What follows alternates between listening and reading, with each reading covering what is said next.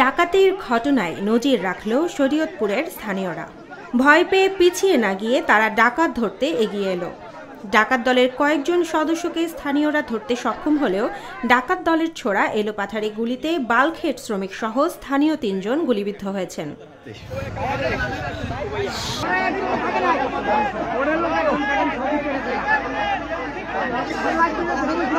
শুক্রবার ২৮ ফেব্রুয়ারি রাত ১০টার দিকে শরীয়তপুর সদর উপজেলার আঙ্গারিয়া এলাকায় এ ঘটনা ঘটে। পুলিশ ও স্থানীয় সূত্রে জানা গেছে, রাতে স্পিডবোটে করে একদল ডাকাত আঙ্গারিয়া এলাকায় প্রবেশ করে। পরে ডাকাতির খবরটি ছড়িয়ে পড়ে পুরো এলাকায়।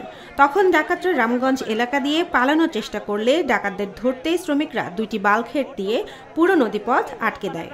ডাকাত দল তখন একটি ইটভাটার কাছে স্পিডবোট রেখে পালানোর চেষ্টা করে, কিন্তু স্থানীয়রা যেহেতু আগেই সতর্ক হয়ে গিয়েছিল, তাই নদীর চারপাশে জড়ো হয়ে যায় অনেক মানুষ।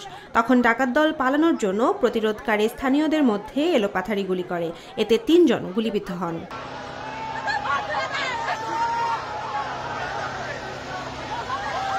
জানা গেছে ১৩ জন সদস্য ছিল ডাকাত দলে। পালানোর সময় স্থানীয়রা ৫ জন ডাকাতকে ধরতে সক্ষম হন। পরে তাদের গণধোলাই দেয় উত্তেজিত জনতা।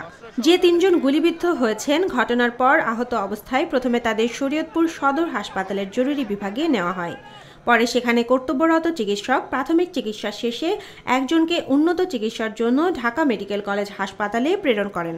ঢাকায় রেফার করা হয়েছে, বাদবাকিটা পরবর্তীতে কি সিদ্ধান্ত হয় পরে জানা যাবে।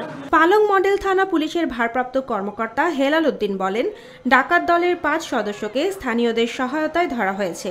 ডাকাত দলের এই ৫ সদস্য বর্তমানে সদর হাসপাতালে চিকিৎসাধীন রয়েছেন। এ ঘটনায় পরবর্তী আইনগত পদক্ষেপ প্রক্রিয়াধীন রয়েছে। Desk report, Deshkal news.